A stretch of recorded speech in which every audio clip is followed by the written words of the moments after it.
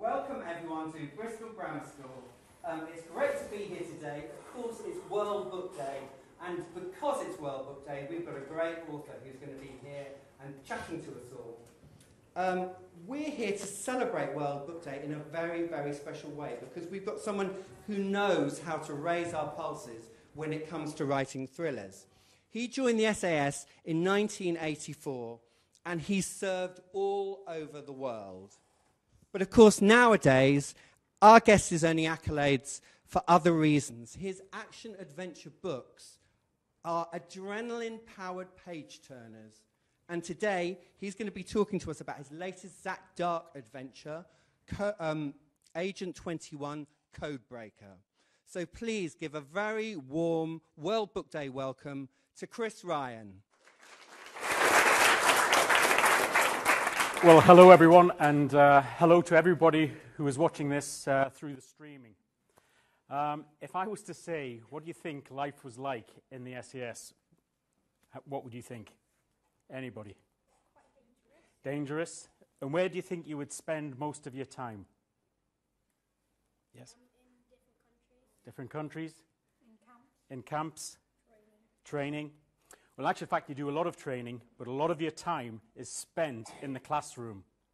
You're learning languages, technical equipment for communication, for navigation, and various other things, but languages is the big thing. So a lot of the time an SAS soldier in his life, he will be spent in a classroom at our educational wing. And when I got there, I was expecting to be out on the ground, carrying a weapon, maybe going off to a war zone somewhere. And for the first 6 months, I was sent to Beaconsfield, where I had to learn German. Well, once I got there, I realized my English wasn't very good. So during the day, I was being taught German, and at night, I was having to learn English grammar. So one thing I can say to you, and to everybody out there, education is the most important thing. And reading is probably one of the key events to help you along with your school days. Now, although your school days are relatively short, they're probably the most important time of your life. Doesn't matter what career you're going to take, if you do well at school, it'll make life easier as you get older. Now, in the SAS, your routine was split up into a rotation of 6 months. We would have the standby squadron. Now, these are the guys, 64 men in a squadron, who would actually go off maybe into Iraq or Afghanistan or maybe into Libya if there was an incident. There was the training squadron, so you would actually move on to the training squadron, and then you would train with your personal skills and squadron skills and entry skills. There was a team task squadron where you would move off around the world training various people, and then there was the anti-terrorist team. Now, I brought some equipment that we used to use, our personal equipment from the anti-terrorist team. I've got a volunteer, a giant of a man, Tom, if you can all give him an applause. He makes me feel small. Now, our equipment, these are the guys. Now, if there was an incident in the UK, a terrorist incident, the police would request our help. So the guys would rush from Hereford straight down to the scene, and then they would prep to see how the outcome what was going to happen with the outcome. Now, the first bit of kit we would use was our fireproof underwear, which I'll not get Tom to put on, but hold up. Now, a long time ago, there was an incident in London. It was the Iranian embassy at Princess Gate, and the regiment stormed that embassy. Now, some guys at the back were abseiling from the roof down the back of the building, and as the siege went on, they were posting flashbangs and explosive charges to blow the armoured glass. Well, what happened is the curtains caught fire, and one of the guys was abseiling down, and on his device, his descender device, it got tangled up and he got caught above the window. Well, in them days, we only used cotton coveralls, so there was no protection against fire. And this guy had really badly burnt legs and a badly burned back. So what we did is we went to the F1 guys and to see what the racing car drivers were wearing. And they were wearing an underwear which was made of a Nomex material. Now, Nomex is fireproof, and this will give you a lot of protection if you're caught in an area which is on fire. I'll put them down, mate. The next piece of equipment is your outer overalls, which I'll get Tom to put on. These again are made of a Nomex material, which is fireproof, so you have 2 layers of protection. They're very good. Now, we used to go down to the Morton-on-Marsh the Fire Brigade's training centre, and there they have buildings, aircraft, vehicles they can set on fire and then turn the temperatures up. Well, we could go in there with this equipment and work really well without getting burnt. Now, if you can notice, on Tom's arm, there's a red flash. On the anti-terrorist team, the guys, 64 men, were split up into 2 teams. There was a red team and a blue team. Now, the reason we would have 2 teams was, basically, one set of guys had 30 minutes notice to move. So if the call came in, they had to be packed up and then travelling to that incident within 30 minutes. Then the other team would be called in on a 3-hour notice to move. Now, what the idea was, basically, you would maybe call in red team, they would shoot off, and a lot of the time the incidents were in London. They'd be driving en route to London. The head shed, or the commanders, would be flying via helicopter into that area. Then blue team would come in, and they would start planning the operation. And also, they would be held in Hereford just in case there was another incident happen somewhere else in the country. Because the last thing you need is both teams heading to one area, and you find actually there's something else happening, maybe in the north of England. The blue team would be calling in maybe architects or people who have actually worked in this particular building where the incident's happening. So what the guys would be doing is doing a deliberate plan. So they would be studying the building, looking at the floor plans, everything, and then they would be in communications with the red team, briefing them as they get down there. The next piece of equipment is the body armour. Now, this is a training body armour, so it's not very heavy. If I can pop this over your head.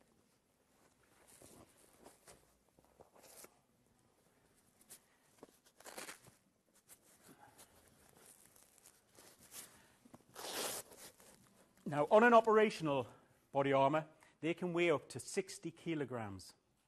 That's a lot.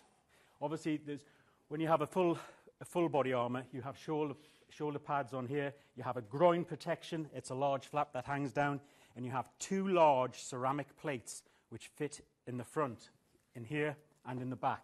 Now, they will stop a high-velocity round from an AK-47 or a similar type of weapon. So that is very, very heavy. Now, this is why the regiment, when they were on the anti-terrorist team, would spend a lot of time in the gym, basically doing a lot of push-ups, weight training, everything. So your upper body strength, you had to have a very good upper body strength to carry this equipment. The next piece of equipment is your holster, which would house your pistol. Push this around your waist. Can you get that in? Suck it up. Yeah, Tom might be tall, but he's also fat. Go on. In fact, 2 minutes. We'll loosen this out.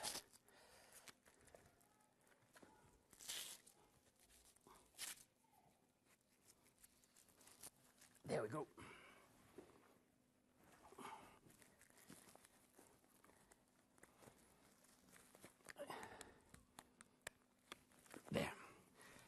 And then we've got a band that just goes around, which keeps your pistol to one side.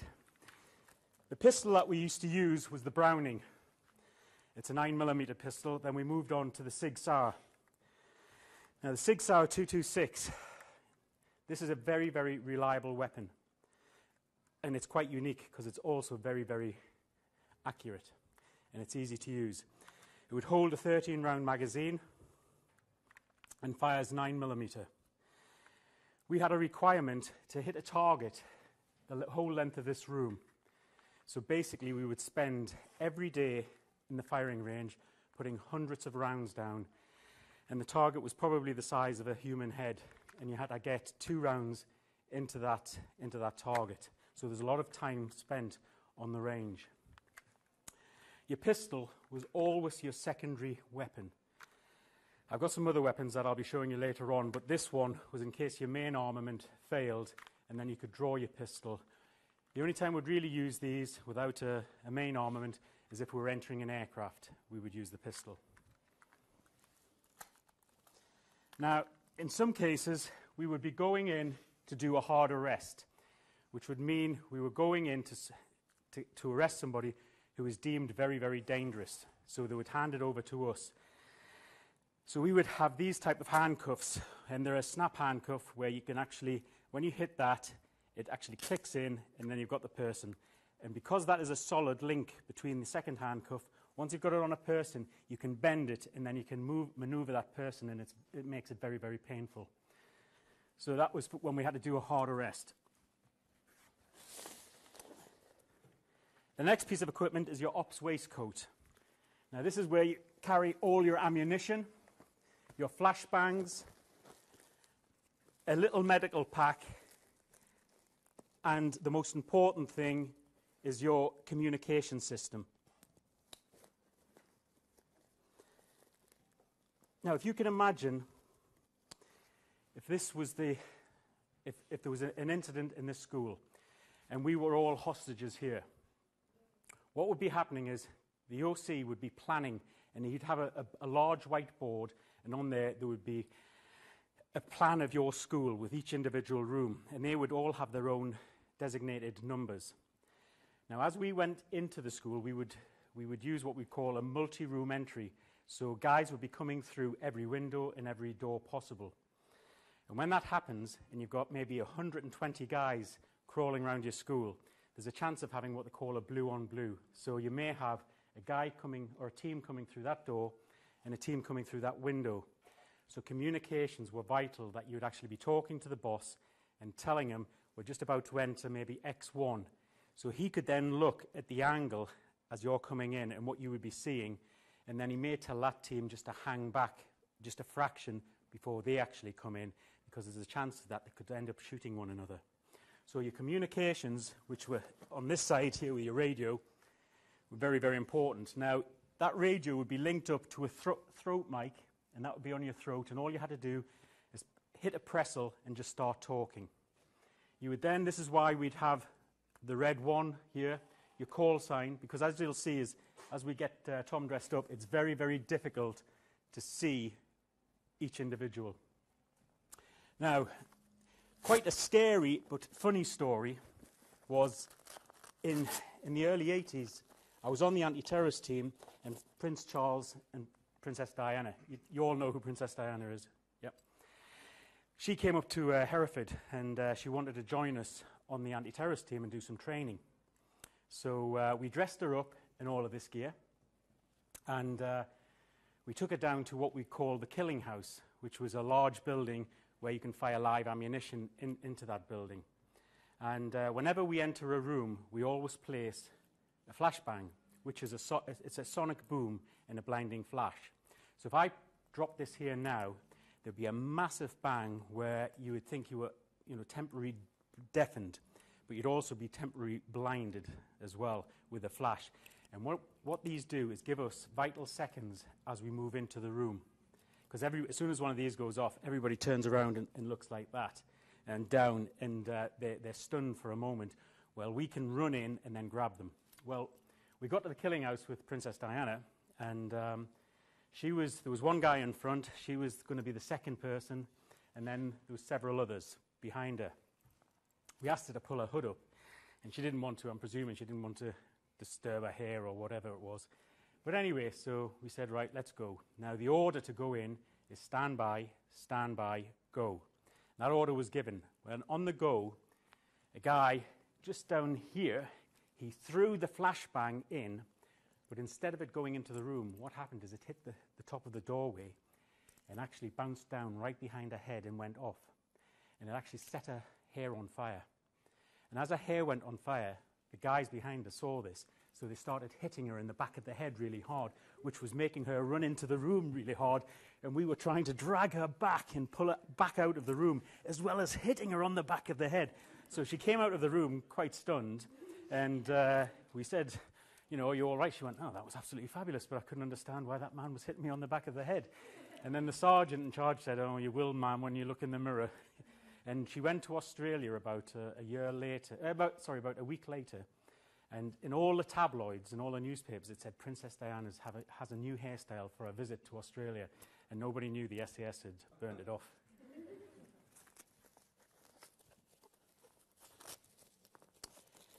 If I can get Tom to spin round, here what we'd have is your explosive packs.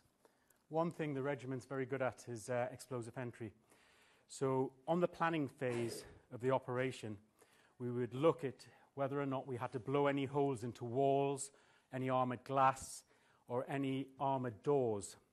Now, the theory we had is if you could see the hinges on the door, you would use a shotgun with a Hatton round to blow the hinges off. If you couldn't see the hinges, you would put a strip of det cord, which looks like washing line, and it's highly explosive. But that would cut a door in two. So the number 3 of the team would pre-make all his charges, and they would be placed in this pack here. You'd also carry a knife, and this is the only time we'd ever really carry a knife, but it was a quick opening knife that you could use with one hand. And the reason we carry a knife was in case you got caught up on a rope and maybe one hand's tangled up, or you may have your weapon in this hand, and you could just then cut the rope yourself. Tom, turn around. Now, this is where we enhance Tom's looks. This is a respirator, and hopefully it'll fit. Is that okay, mate? Yeah. If you feel faint, fall that way. Okay? Right, when you're wearing a respirator, we obviously use gas. One of the things is gas. We can send gas in, which will... it's a gas called a CR, which you can't stay in the room. It's nearly 100 times stronger than CS gas. So it would be futile putting a handkerchief over your nose and thinking you could get away with it. But the trouble is, when you use gas, it's a double-edged weapon. So you have to make sure the seals are all well-fitting, all around there. Now, when you wear a respirator, it affects your peripheral vision. It's nearly like having blinkers on. Would you agree? Yeah. Also, this is the filter system, which takes the gas out. So you have to breathe through that, which makes it really difficult. So you're constantly, it's nearly like trying to breathe with something stuffed over your mouth. Would you agree? Yeah. And it makes it difficult to move around. And obviously now you can't really see his face, so this is where the call sign comes in, or looking there. Now, we would train a lot with a respirator on. We would go into the gym, and we would do shuttle sprints up and down. We would climb ropes and abseil with these on all the time. Now, Tom, I'm going to try and get this hood on.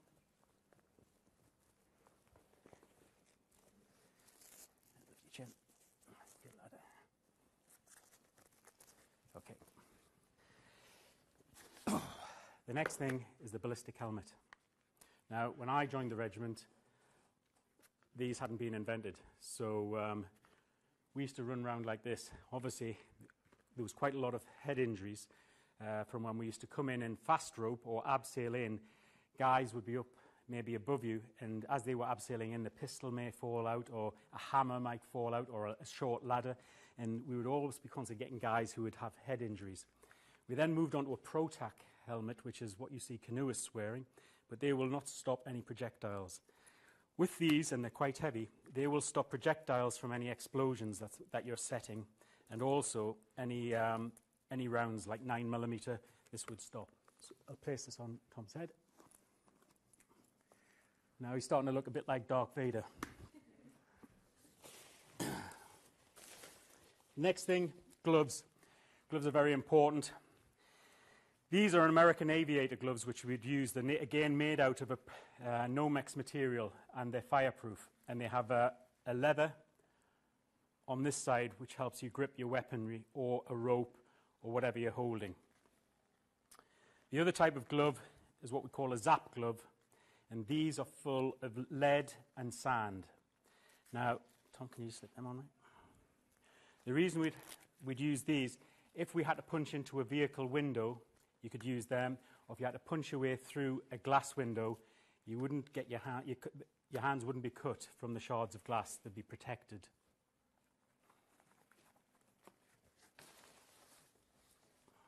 Footwear was very, very important. So we went to Adidas, and Adidas made us an assault boot. It gives protection on your ankles because sometimes the guys are going to free fall into the area. Also the abseiling and the fast roping, you need protection of your ankles. And the soles were very important. In some cases, we'd be climbing on an aircraft wing, which when an aircraft descends into the airport, there's a lot of condensation on the wings, so you needed to have a grip on there. If you're climbing up a glass-fronted building, it had to grip that, or maybe on a train or on the tube. So boots were very important. Armaments. Our main armament was the Heckler & Koch 9mm. And this fires a 9mm round, exactly the same as the pistol.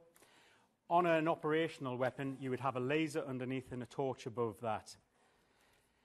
Now, these weapons were very, very reliable. They're very, very good. You'll see the police carrying these when they're at the airports. I've never had a problem with this weapon. It would have a semi-automatic, so you squeeze the trigger, it would fire, it would reload, and then fully automatic. Now, one of the funniest things I saw with one of these is back at Hereford, we had some ladies from Whitehall come up for a demonstration, which we would basically storm various buildings and put a show on. That's all it was. Well, on one particular one, we were showing them the capabilities of fighting at night or in total darkness. So we had a room, and it was very similar to the same size of this room. And what we'd have is one entrance here, and in the room there was lots of furniture. And down that side, we had some mine tape to usher the guests down so their backs were against the wall, and we had a target in front. Now, the guy who was hosting would talk to the ladies and basically explain that we had the capabilities of using night sights and operating in total darkness. Well, I was hidden behind a wardrobe in that direction over there. And then, on his command, the lights were turned off. So I would have to come out with a suppressed MP5 and creep out with my night sight, which I've got one in a minute to show you, and then stand and then put a burst of rounds into this target. Now, the guests were only standing about 2 feet away, and it was to basically show them, get the feel and the excitement in the theatre. So as I lifted the weapon up to start firing, in my peripheral vision, I could see this young lady start to move and twitch and do it. So every time I lifted the weapon up to fire, I put a couple more rounds down. She started twitching even more and more. And I thought, God, I hope she doesn't move. So I lifted it up and then fired a long burst to finish, whereupon she absolutely screamed out. So we put the lights on straight away immediately to see what was happening. Well, we never thought. When you operate an MP5, it ejects the rounds, the brass rounds, which are very, very hot from the side. And they'd actually been going down her blouse and burning her chest. So that's why she'd been twitching all the time. So, yes, it was a big mistake. The second weapon we moved on to was the UPM, the Universal Machine Pistola, which fires a 45 round. Now, it fires about 750 rounds per minute, which you may think is fast, but it's actually relatively slow for a submachine gun. And the 45 round was a heavier and a harder fitting round. Now, if you fire a weapon on fully automatic, it has the characteristics to rise to the right. So you're wasting rounds and it becomes very dangerous. So what we asked was Heckler & Koch put a burst transmitter onto this weapon. So when you squeeze the weapon or the trigger, 3 rounds came out. Just 3 rounds. So you had to keep squeezing, but it would be a quick burst. And it made the weapon very, very accurate. And obviously you had a torch. On the bottom of the torch would be zeroed to where the rounds would fall. So that meant you could actually use a weapon just holding it like this. Wherever I put the beam, that's where the rounds would fall. So you didn't have to lift it up to zero it in on anybody. You just hold it like this. Here we have a bungee, which I'll get Tom to slip your hand through there, mate. And it crosses over. And put your arm through here. Now, Tom, if you can point that in a safe direction, maybe at one of the teachers. The next piece of equipment was the night sight. Now, this is a Mark I generation. We're actually on to Mark V, I think, now. And this was a monocular type where it fits on your head. And what we would do is actually have that fitted on there and then approach the stronghold, ideally in total darkness. These weren't ideal because, again, you're looking down a small tube with both eyes, and it was very, very hard to operate. Now you will see some Special Forces soldiers, and they will have 4 tubes coming out of the device, and it actually gives you it opens your peripheral vision up, and they're absolutely brilliant. So we would use these on the approach, and as soon as it went noisy, we would throw them off and put them down to one side. Now the last piece of equipment, if there was an incident overseas and it involved the anti-terrorist team, what the guys would do now, they wouldn't take the UPM or the MP5, they would take the M4. Now this has got a harder hitting round, it's a 5.56, it's got a cycle rate of 750 to 950 rounds, it's gas operated, it's very, very reliable. This is the weapon you would see Special Forces using out in Iraq and Afghanistan. On here you can put various lasers and torches onto this weapon. So the guys would deploy with these weapons overseas. Basically, that's it with the equipment. Does anybody have any questions whilst we've got Tom here on the equipment? And we'll just move on to questions outside of the equipment. Yes? The guns aren't live, are they? No, they're replicas. When you had your night vision, what if someone fired some gas and you weren't wearing your gas mask with the night vision? We wouldn't. That would be a decision made. If you were going in, we pre-plan the gas. You only use gas for certain types of situations. But what we would do is approach the building with the night sight, and then once we were outside the door, we would take the night sights off, and that particular guy would put his respirator on, and then we would post the gas. Yes? Is it very hot wearing the layers? It said, yes, it is. If you can think of an operational equipment as well, you know, you could be wearing up to 120 to 150 pound. It doesn't. When you lift the bag, it feels really heavy. But once you get it on your body and it's dispersed around there, you can move around. But that's why the guys have to be physically fit and train with it constantly. I mean, the handover for the anti-terrorist team is something in the region of 2 months. So you're always training and getting used to it. And everybody will tweak their equipment, but you can't get rid of any of the weight. And an interesting thing is, you would see some guys, they would take the ceramic plates out of their chest and out of the back when they were training. But when it came to the real thing, them plates were in there because that's what's going to save your life. Yes? Why would you only use that weapon there overseas? Well, basically, this would be deemed as overkill in the UK. And when you're overseas, there's more chances of maybe being overrun or caught out on that type of operation. So you need a lot more firepower when you're over there. And then the support that you would have maybe wouldn't be there either. Good question, though. Yes? With the black gloves, would you put the green gloves over? No, you wear one or the other. And the black gloves would be there maybe if you're going in for a hard arrest and you've got to punch somebody. And I'm telling you, when we'll get Tom to demonstrate it if you'd like to come up. But no, if you've got to punch somebody, you'd probably be going in to do a hard arrest. Yes?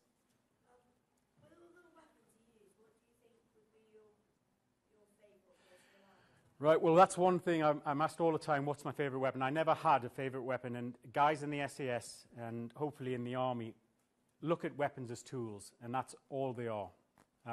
You have a weapon for a certain job. If maybe you had to do a shoot on a long distance, you could bring a Barrett in, which is a 5.0, a sniper's rifle, and these just basically suit the environment that you'd be working in, but we would never have a favourite weapon. Yes? With the night vision, you said you don't have much peripheral vision.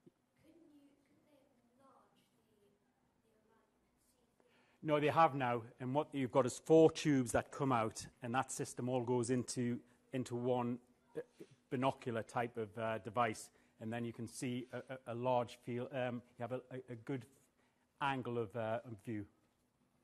Last one. Have you been against any dangerous people, like really aggressive? Yeah, lots of times. And funny enough, the last time I was shot at, I was a civilian and I was making a TV program which was called Elite Police. And we were out in Brazil in a favela in the slum areas. And I was working with a unit called BOPI, who specialise in operating in these favelas against the drug gangs. So to get in there, they dressed me up as a policeman. They didn't give me a weapon or anything. I just had a cameraman. So as we started to walk in with the police, they then started shooting at me because I didn't have a weapon and I couldn't fire back. So we were standing behind an armoured car with the cameraman, and the rounds were coming over the top of the armoured car, coming down the side. They were actually trying to shoot underneath to get a ricochet up to take our legs down. So I thought it was time to move, and it was too dangerous. So I got the cameraman, and we started to move into a shop window, and he still had the camera going, and the rounds went between us. So that was probably the last time I remember, but it's something you never forget. It's not a nice feeling. Right, I think that's wrapping up the equipment. So what we're going to do is maybe go on to the other questions that I know people have sent in that are watching this via the streaming event. Tom, could I just ask you to go over to the other side there? I think Tom deserves a big round of applause, doesn't he, everyone? I don't think anyone's going to be picking any fights for Tom on the way home. Be very afraid of Tom. Right, I know we're going to have some questions now. I know you've all got some questions that you want to ask Chris about his writing and his work, of course. So if you've got a question for him, put your hand up. I've also got some questions which have come through on the internet and via Twitter. So hopefully our viewers out there over the internet can also hear some of their questions being answered. So if you have a question for Chris, please put your hand up. And the teachers are going to come around with microphones too. So let's have your question over there. Thank you. What would be your favourite book that you've written? I've got two for different reasons. One is the Watchman, and I think it's a story that I could rewrite and modernise it, which I would like to do.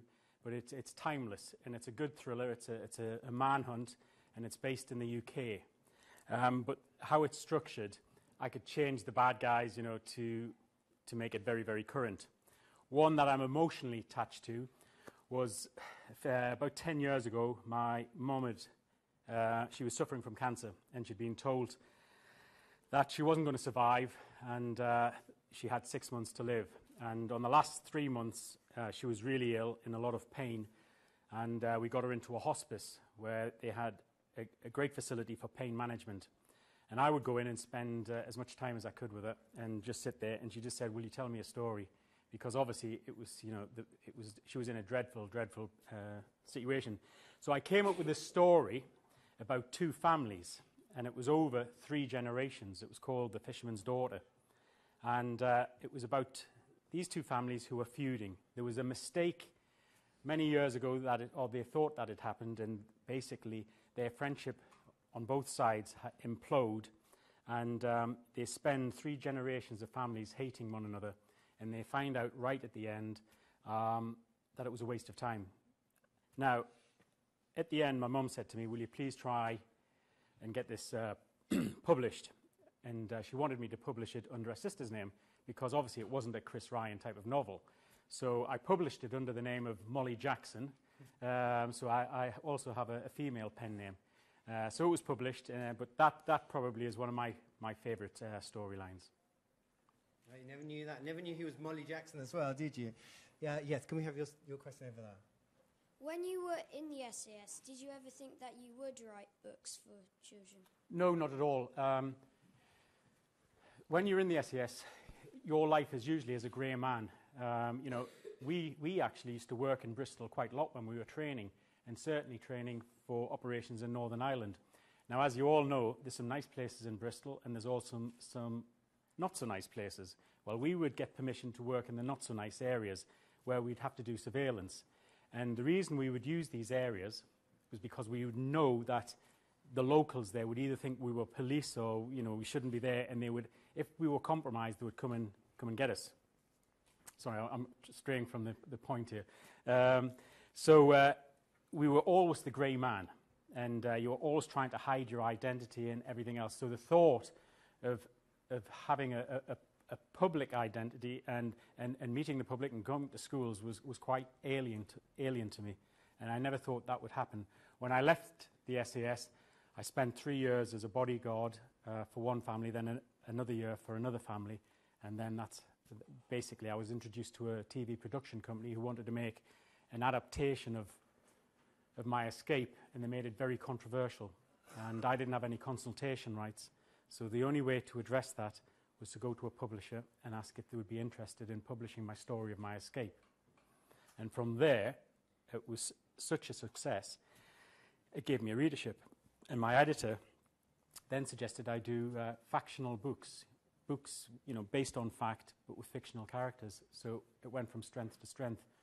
But not in a million years did I think, in 20 years' time, I'd be in Bristol Grammar School talking and being streamed across the UK. So the whole writing career came about purely by accident? Yes, it's nearly like when somebody puts the lottery on and they're not expecting it to win and they get a surprise. Actually, Chris, I've got a question from the internet here. That's what changes did you have to make to switch from the life of a soldier to the life of a writer? Because obviously that's quite a difference, isn't it? Well, I think being in the SAS, you have to be very disciplined, and that's exactly the same. And it can be a lonely life as well. I spent a lot of time in the regiment by myself, and it's again, in this new career, you can be working by yourself. So they can actually be very, very similar. I had frightening times when I was in the SAS, and I still think doing this is quite frightening. So rather than being anything different, I think it's very, very similar. You just have a different uniform. Yeah. Okay, should we have a question from over there? In the front here. Just wait till the microphone comes. What was the most well-armoured vehicle you ever saw, like the most dangerous kind of vehicle? Any type of, because I was an infantryman, any type of armoured vehicle was dangerous. When I was in Iraq, we actually had been sent in to put an observation post in on a main supply route to locate Scud missiles. At the time, the Iraqis were firing Scud missiles into Israel, and there was a chance Israel may be drawn into the conflict. So we had to go out there, locate them, and then put a laser marker on them and call coalition aircraft to come in. But the operation went wrong, and within 2 days we're being compromised. Now, I can remember we were waiting on the radio. I was tapping away on Morse code, trying to get through to tell them that we're being compromised and we needed to be picked up.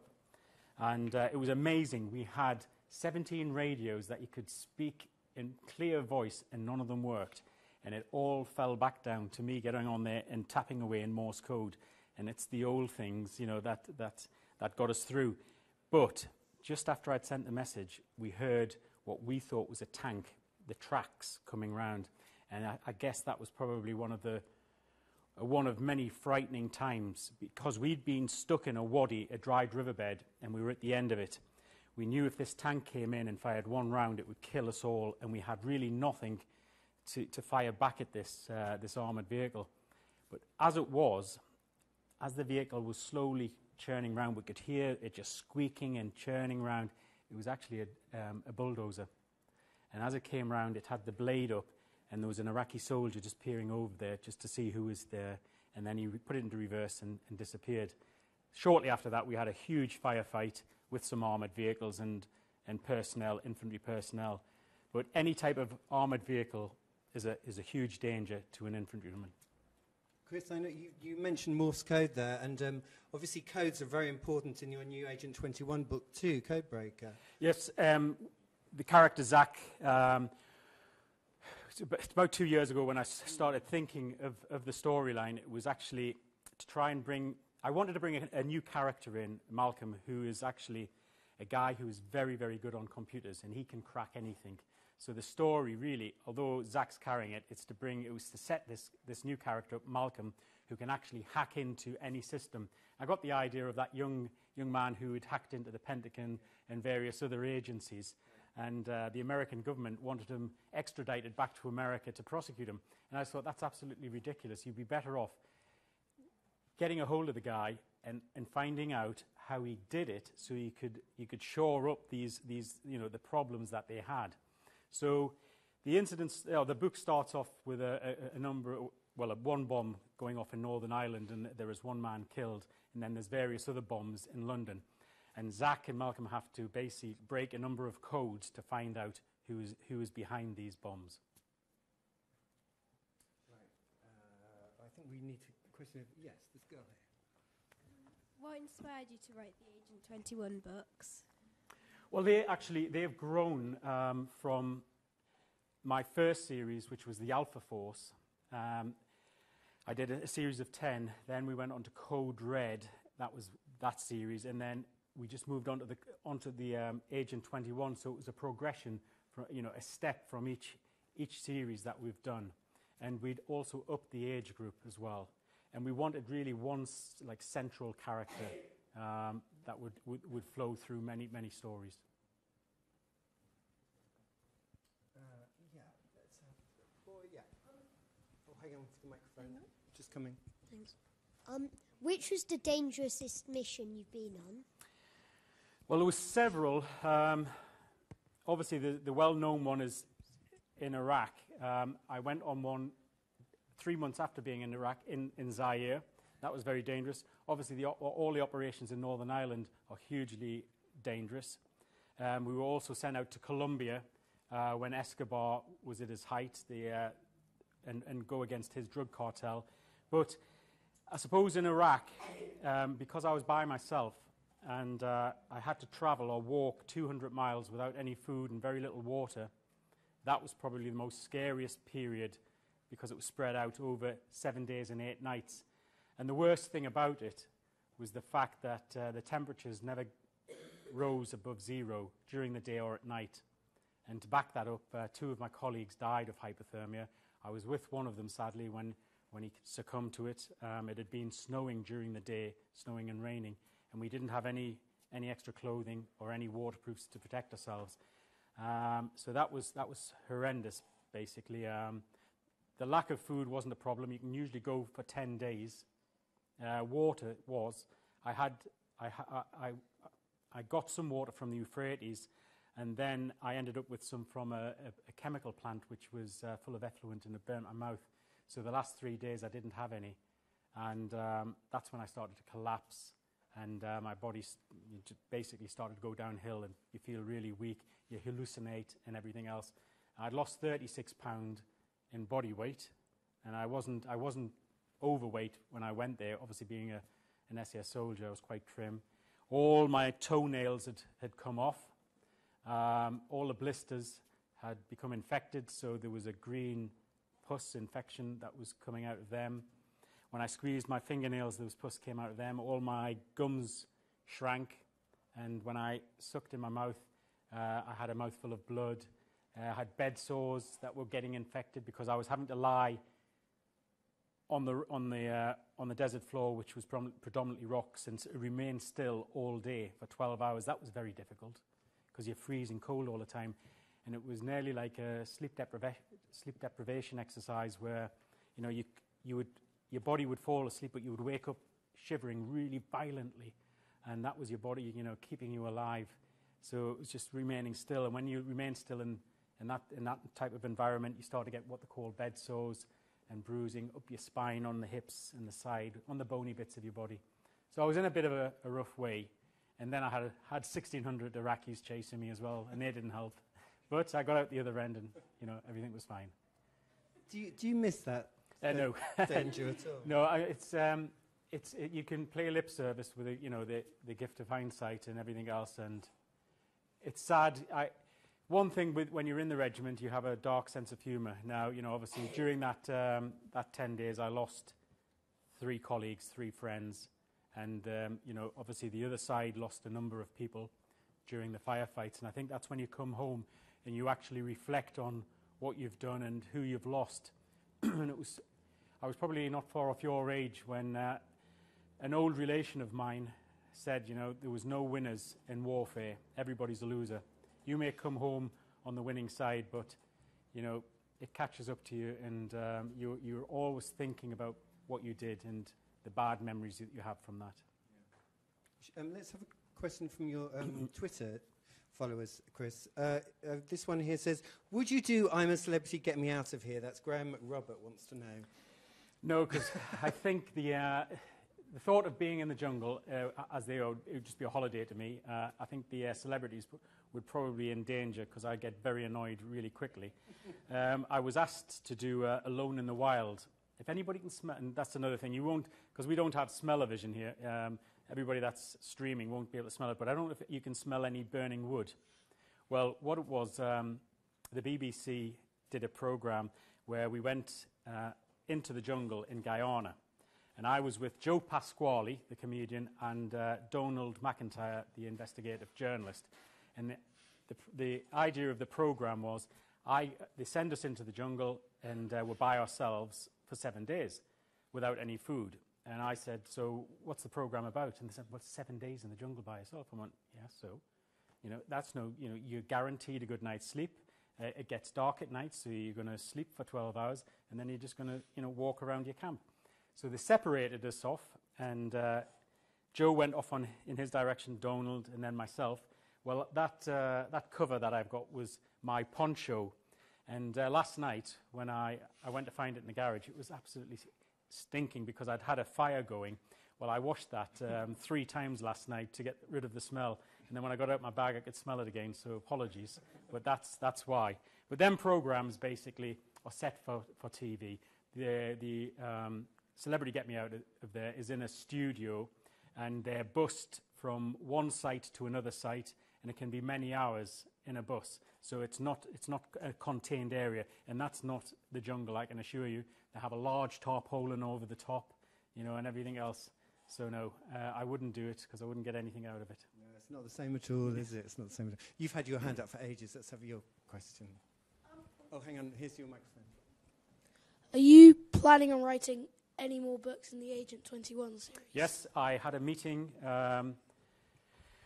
with my editor, who's sitting over there, and we discussed what the next story will be. It will be, without giving too much away, probably set in Africa. I've got the story all sorted, and I'll be working on that very shortly. They move around the world a lot. Oh, yeah, well, you've got to keep. That's one thing I found, certainly with the junior reads, is I'm pretty well travelled now. And when I was in the SAS, we got to travel to nearly every country in the world, and off the beaten track areas where you wouldn't normally go for a holiday. So I try to get them experiences into the storyline to use them as a backdrop for the book. The girl at the back there, let's have your question. Do you have a favourite character in your books? Favourite character? I know. I think at the time, they would be the favourite character type. But you then move. You say goodbye to them. I mean, they stay with you. But then once you move on to the next one, I think you put all your energies into that character. And it's not until I go back and maybe read over it again, just for ideas. Or in some cases with the adult books, you'll forget about some of the storylines. You think, right, did he actually do this? Am I repeating myself? And then you'll see the characters there. You're quite fond of Zak at the moment, yes, I assume. Yes, absolutely. Yeah, I'm sure. Let's have a question here from the internet. Have you always read a lot? That's from Bobby. I used to read my father's books. He used to read a lot of military thrillers when I was a kid. And at school, we had a great library and a passionate librarian, and she would get us in and force books onto us. Because, again, her theory was, when some of my friends or even myself said, I don't really like reading, she was of the opinion that, well, you haven't found the right book. All you need to do is find the right book, and then you can read. And then once you get hooked and you read more and more, you get faster, it becomes easier, and then you start devouring books. My big love for books was when I was in the army. When I was in the army, it was before mobile phones, internet, computer games, anything else. When we went off to Africa for 3 months, all we would have is paperback books. So each guy would take about 6 or 7 of them. You would finish your books, and then you would swap them over with other guys, and they would do the full circuit. As I said about the dark sense of humour, what some guys would do, which used to really annoy me, they would finish a book and then rip the last 5 pages out of it, hand it over to you, and then you'd read, and you'd get to the end where you're just about, this is it, and then he would hold these pages up at ransom, we would have rations, and he'd say, "I've got this boil-in-the-bag stew, which was horrible. I'll swap it for your pears and peaches in the other boil-in-the-bag." So you would end up swapping food to get the 5 pages to read through. Don't try that in the school library. Yeah, let's have your question here. What type of book is it easier to write? Adults' books or child's books? Adults. For me, it's the adult. Because of the content for the junior reads, you're a nobody's fool. And when I speak to the young adults and say, ask what you want, it's usually something dark, scary, gross, and all the rest of it. But then the publishers, have a moral obligation to, take a lot of that content out and try and get the story. So you're a very, very difficult audience to please. Who was your hero when you were younger? I think Shackleton was a great man and great adventurer, and Colonel Paddy Mayne. He was a colonel in the SAS, and he was a great soldier, very, very tough guy. They were the two men that really stood out. There's an excellent book called Colonel Paddy, and it's about his rise into the SAS and his career into the SAS during the Second World War. And he was a fearsome man. He wasn't frightened of anything.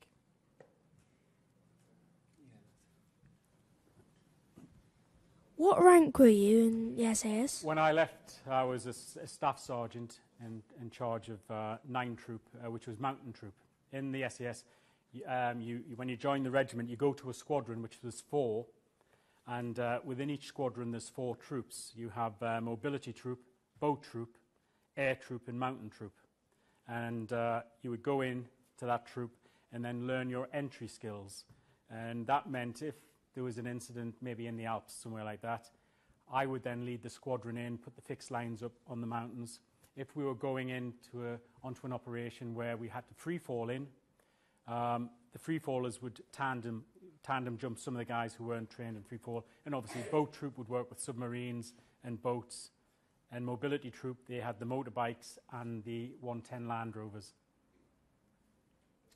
Chris, I've got one here from the internet for you. What was your favourite book as a child? That's from Deck. I suppose Treasure Island. And I didn't know that I'm probably in a similar situation in years to in the future. But it was the isolation and the survival, and probably being by yourself and various things like that.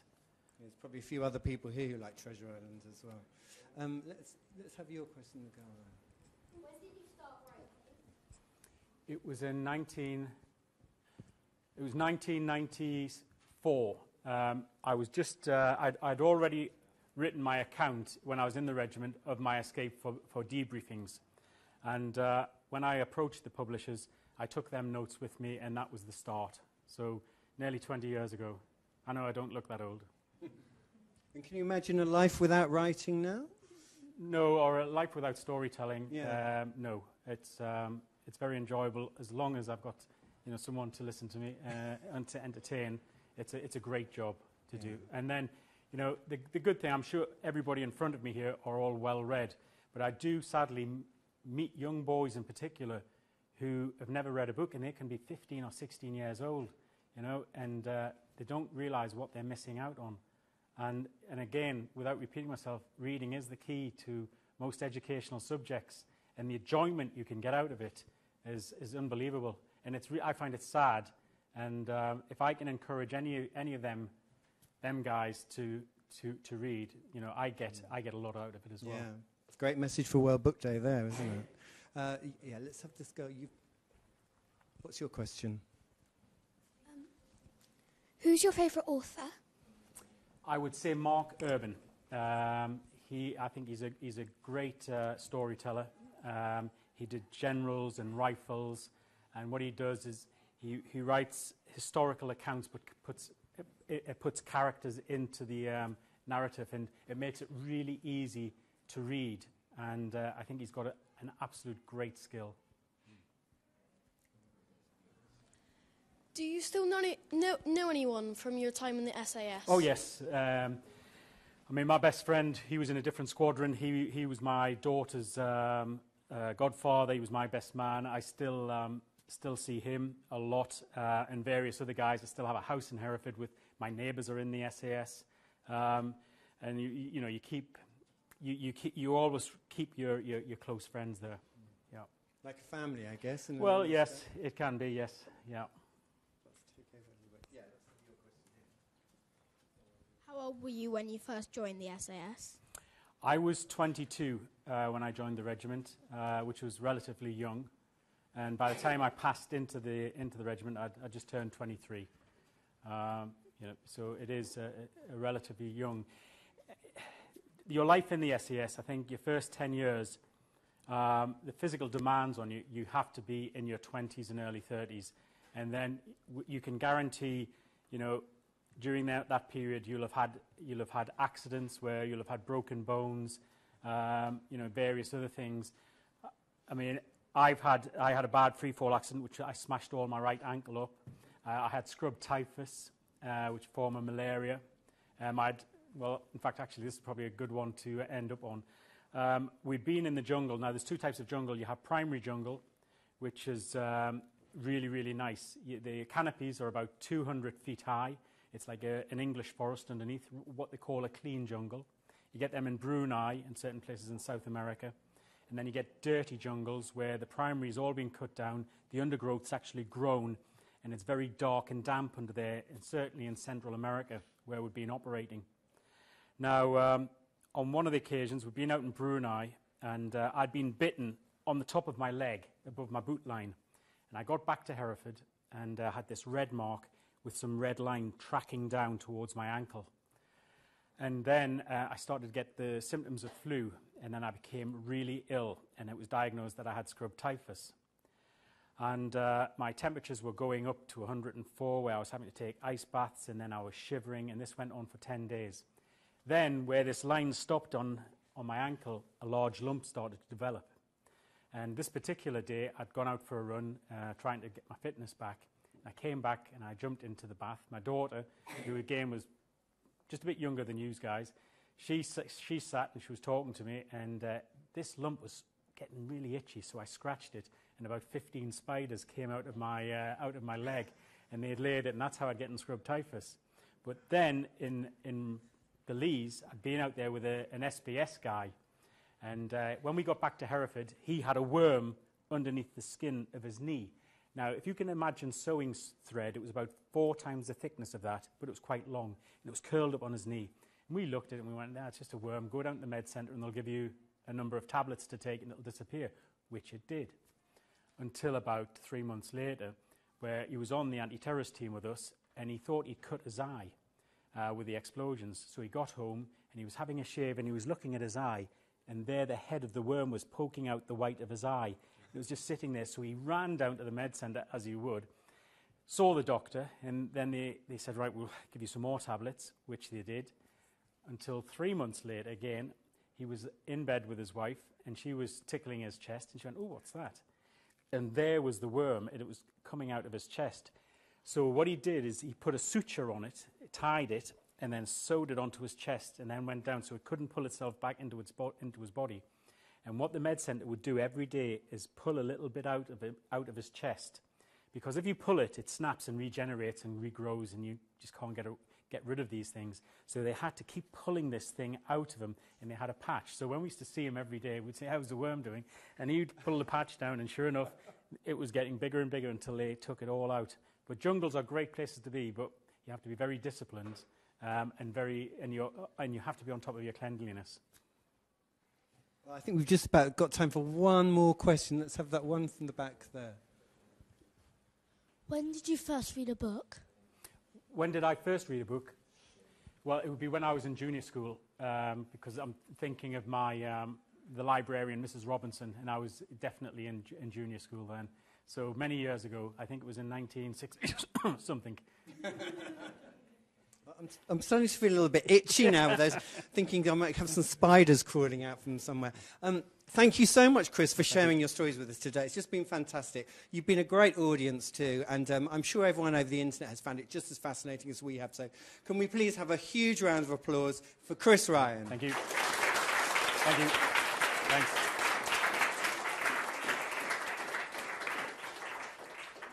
I know Chris is going to be doing some signings now as well, so if you want to hang around, he'll be very pleased to sign you some books too. Thank you, Chris. No, thank you. Cheers.